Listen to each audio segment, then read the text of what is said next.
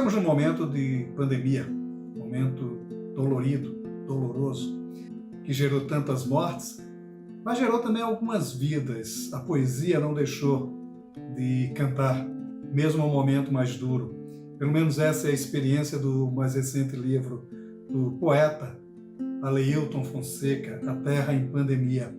É um longo poema épico, onde ele transita por todos os momentos da pandemia, falando sobretudo de mortes, mas também de algumas esperanças e um diálogo profundo com a cultura ocidental, e sobretudo com outro grande poeta, o Eliot.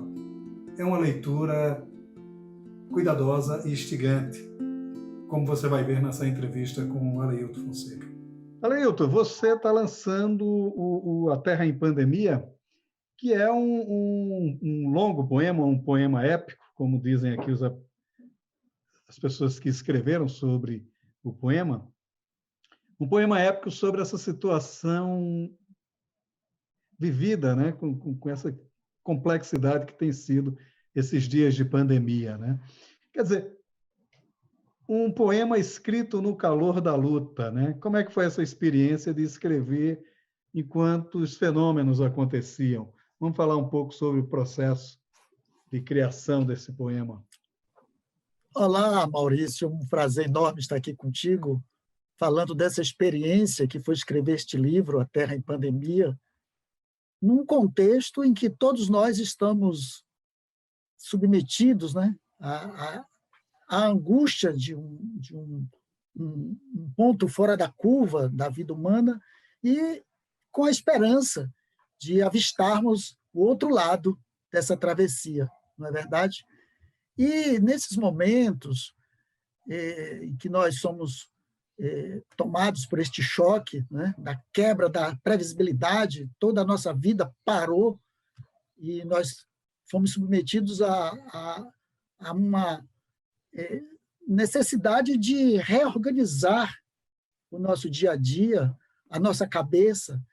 Então, a literatura é um desses refúgios, ou um desses oásis em que nós podemos nos cercar, né, das obras literárias que nos levam a refletir sobre a condição humana, obras de outros escritores que em outras épocas falaram de situações parecidas. Não é?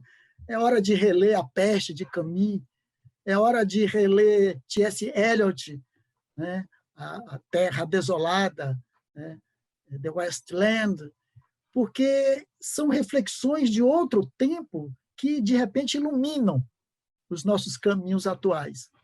Nós, da literatura, nós das artes, nós partimos para esta fruição.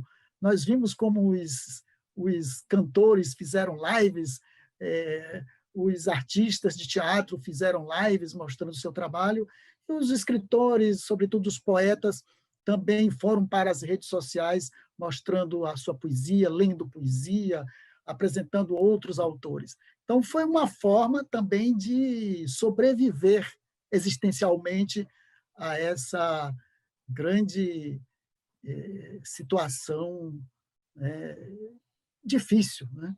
Agora, escrever A Terra em Pandemia, de certa forma, foi uma catarse para diante dessa situação toda? Quer dizer, como é que foi essa experiência do ponto de vista mesmo da confecção do poema, né? Quer dizer, como é que foi isso? Inicialmente, fiquei paralisado, Maurício. Fiquei mês de março, depois das férias, chegando a Salvador para ir para o trabalho no outro dia. Iria a uma solenidade na Academia de Letras de Ilhéus, tudo suspenso. A vida parou.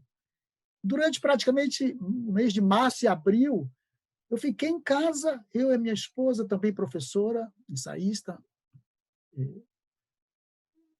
Ficamos, eu e a Rosana, Patrício, minha esposa, paralisados. Nosso filho, estudante de medicina, todos paralisados em casa, diante da TV, acompanhando, né, as reportagens, as notícias que se avolumavam, pasmos. Eu praticamente fiquei março e abril paralisado diante da TV, acompanhando, estupefato. Mas depois começam os pedidos para participar de uma live e, de repente, falar de poesia e pandemia, e os poemas começam a circular na internet e vamos ler. Então, a primeira coisa foi ler. O primeiro remédio foi a leitura. E um poema que é da minha predileção, T.S. Eliot, The Wasteland, A Terra Desolada, que é um poema do pós-guerra, publicado em 1922, mas que os críticos não se deram conta que ele é pós-pandemia, a pandemia de 1918, 1920, que o mundo recomeçou em 1921, 22, né? A arte voltou a ter seu lugar. A própria Semana de Arte Moderna de 22 é uma retomada, né, das artes no Brasil. Né? Vamos comemorar 100 anos no ano que vem. Então, essa leitura me instigou, porque eu sentia a necessidade de também escrever algo. E foi exatamente depois de uma leitura, eu li o original em inglês e li a tradução de Ivan Junqueira e terminei e imediatamente comecei a escrever a partir do primeiro canto de T.S. Eliot, estabelecendo ali um diálogo: a terra desolada, a terra em pandemia, o enterro dos mortos. E eu começo exatamente a partir desse canto, o enterro dos mortos. E aí o texto fluiu. E aí foram 4 meses de trabalho ininterruptos, 4 meses ininterruptos para chegar a um final, né, um poema em 5 cantos, são 620 versos, 62 estrofes, 62 notas de rodapé, porque me provocou a necessidade de uma grande pesquisa, já que eu parti de um diálogo com Eliot, e esse diálogo se ampliou para diversos outros autores de diversas épocas, desde a antiguidade até a contemporaneidade.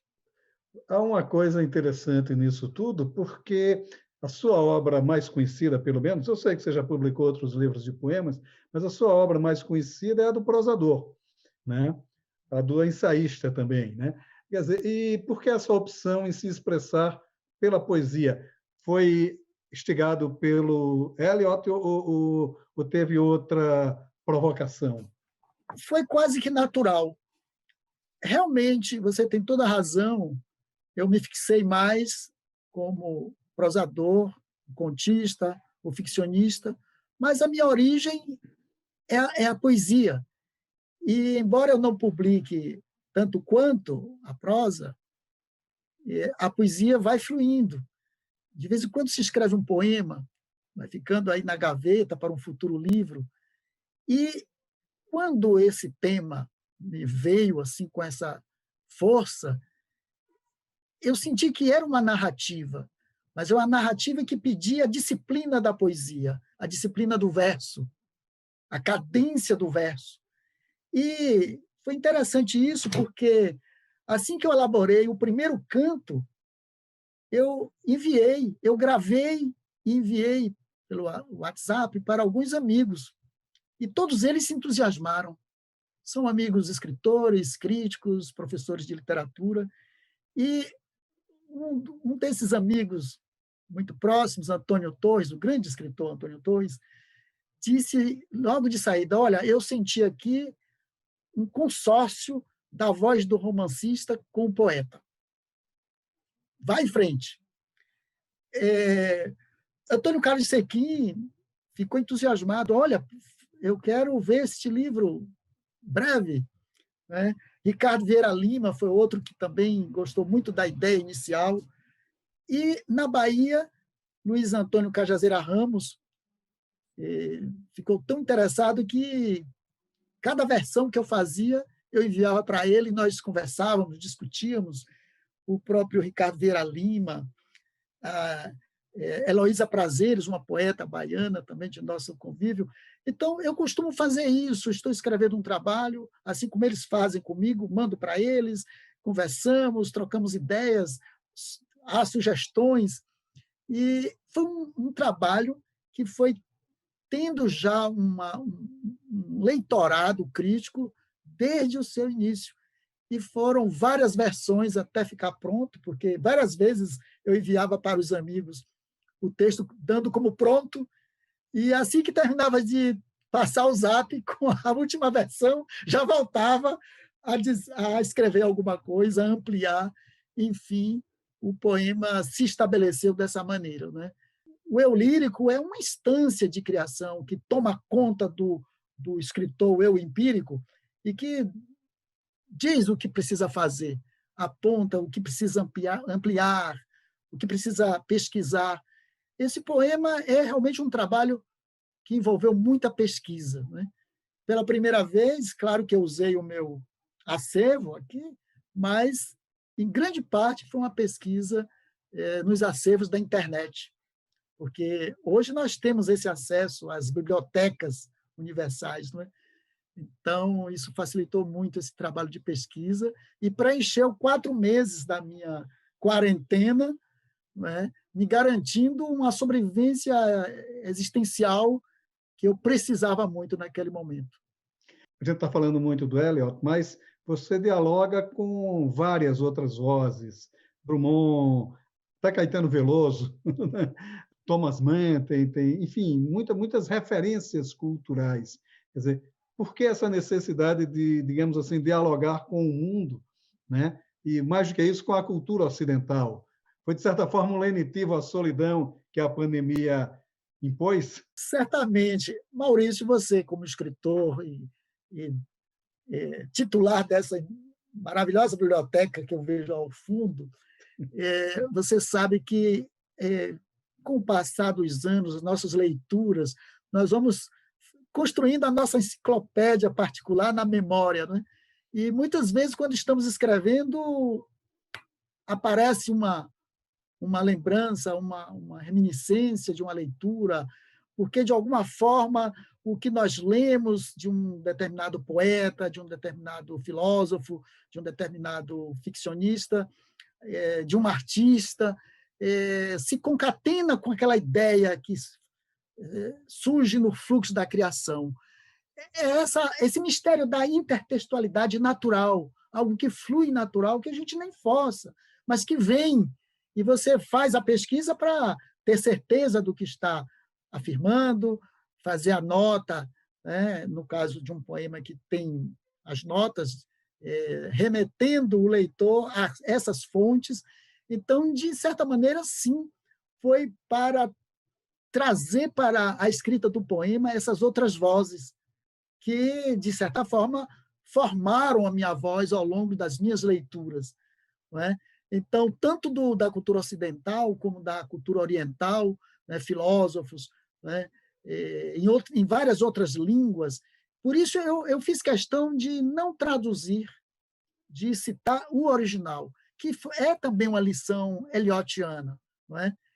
Ele traz no seu poema, e isso causou espanto à crítica da época, várias citações, né, fragmentos, ele faz um mosaico de fragmentos, traz outras vozes, algumas que ele deixa claro, outras descubram os leitores, mas é um jogo, um tecido intertextual muito engenhoso. Então, eu, como um leitor, admirador do estilo de Eliot, eu me achei autorizado a entrar na sua oficina e usar os seus instrumentos de criação para montar o meu próprio texto, né? Mas mostrando esse diálogo, mostrando não apenas com Eliot, como você sinalizou, mas com essas outras várias vozes do passado, da contemporaneidade e até da agoridade, vamos chamar assim, porque o que nós dissemos hoje sobre o que se passa hoje e já publicamos imediatamente está para além do contemporâneo. É o agora, é a agoridade. Há, naturalmente, até pela própria provocação, né, do poema, é um poema melancólico, mas é uma melancolia, digamos assim, politizada, há um discurso social profundo por trás de toda a linguagem, né? Quer dizer, como é que também foi trabalhar essa certa reflexão social em torno da confusão toda que se vive na agoridade, vamos usar a sua expressão. É verdade, é verdade. Isto reflete o meu estado de espírito, essa melancolia, mas uma melancolia ilustrada, digamos assim, né? Uma melancolia lida, né? Sem desespero, mas com uma consciência, né, de uma travessia no pântano que nós, como humanidade, estamos enfrentando, e travessia na qual nós somos questionados enquanto uma categoria de ser que existe no planeta em face dos outros seres, em face de um oikos ao qual devemos ter atenção e que, ao que tudo indica, não estávamos como humanidade, não estamos como humanidade, prestando atenção à necessidade de ouvir as vozes deste ser outro, esse ser natureza, do qual nós fazemos parte. Então, é como se houvesse ali uma cisão do natural com o humano, como se o humano fosse algo a ser extirpado, né, da harmonia, porque atentou contra a harmonia dos 4 elementos formadores do oikos, né? Então, essas ilações que a gente, como escritor, como poeta, a gente faz, a gente pensa, porque somos informados sobre todos os desequilíbrios naturais, os desequilíbrios econômicos, né, as grandes injustiças sociais. Somos atentos a tudo isso como cidadãos, primeiramente, e como pensadores, em última instância, e, naturalmente, isso nos impõe um discurso, um lugar. Qual é o meu lugar de fala? De onde eu falo nesse poema? Não é? Então, essa melancolia ela é perpassada por uma consciência política. Não é? Há um canto específico que é da lamentação, que é o canto 1, o enterro dos mortos, mas logo depois vem essa questão do destino, da destinação, da premonição, que enfim, essa instância demiúrgica, que a própria ciência encarna isso de uma forma laboratorial, quer dizer, a ciência nos diz o que nos espera no futuro se nós não cumprimos certas tarefas necessárias a uma vida organizada e em equilíbrio com o oikos, não é? E muitas vezes outros interesses desviam o ser humano, né? Desviam as políticas públicas, desviam os países de um rumo que seria o melhor para a humanidade como um todo. Então, é a ciência que, enfim, será a voz de diálogo nesse poema. Né? Agora, é a questão da planificação humana, né? Quer dizer, todos estão no mesmo patamar de risco, no mesmo patamar de angústia, enfim. Quer dizer, é uma coisa também muito trabalhada no poema, né? Quer dizer, também como é esse trabalho de planificação, né? Quer dizer, está todo mundo no mesmo barco, digamos assim, na mesma arca, né? Para usar uma imagem bíblica, né? Quer dizer, também como é que foi trabalhar essa visão planificada da humanidade? É um sentimento que todos experimentamos, né? De repente, por um momento, pelo menos, nós nos sentimos todos como humanidade reféns da mesma ameaça, né? Mas aí há essa questão de em outro momento, discutir a necessidade do discernimento. E por isso que, no canto Desfile das Infâmias, há uma postura política. Quer dizer, somos todos iguais nessa aventura, né, de enfrentar a pandemia, porém não estamos iguais nas condições de pensar as saídas. Né? Há um debate, há diferenças, mas há o pensamento correto, há um rumo certo que leva à terra prometida, que é o pós-pandemia, mas há outra rota que inapelavelmente levaria ao abismo. Então, é uma luta de narrativas, uma luta de discursos, né? Então, o negacionismo institucionalizado é algo que todos temos que enfrentar, né? Então, a gente parte dessa planificação, é verdade, porque todos nos encontramos reféns de uma pandemia com uma capacidade destrutiva inenarrável. Por outro lado, é preciso fazer valer o discurso que realmente nos salva, né? É por isso que a vacina aparece como a única deusa capaz de salvar.